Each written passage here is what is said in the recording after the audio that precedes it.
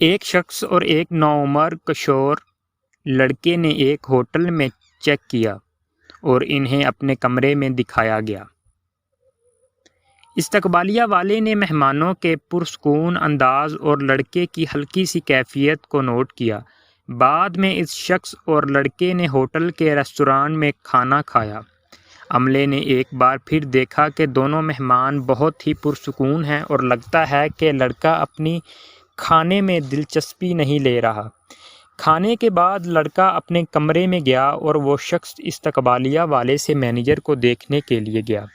استقبالیہ والے نے ابتدا میں پوچھا کہ آیا خدمت یا کمرے میں کوئی پریشانی ہے، اور چیزیں ٹھیک کرنے کی پیشکش کی، لیکن اس شخص نے کہا کہ اس طرح کا کوئی مسئلہ نہیں، اور اس نے اپنی درخواست دہرا دی۔ جب مینیجر پیش ہوا تو وہ اسے ایک طرف لے گیا اور سمجھایا کہ وہ رات میں اپنے 14 سالہ بیٹے کے ساتھ ہوٹل میں گزار رہا ہے، جو شدید بیمار تھا۔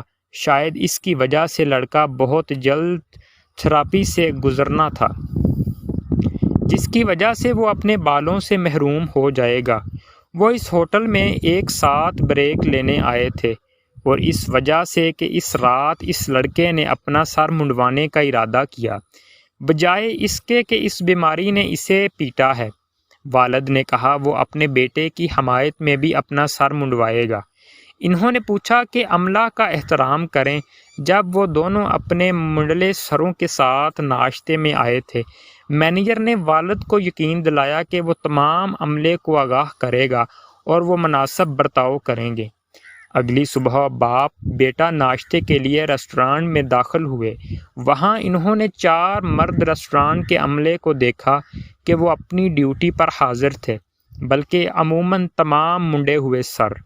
اس سے کوئی فرق نہیں پڑتا ہے کہ آپ کس کاروبار میں ہیں، آپ لوگوں کی مدد کر سکتے ہیں اور آپ فرق کر سکتے ہیں۔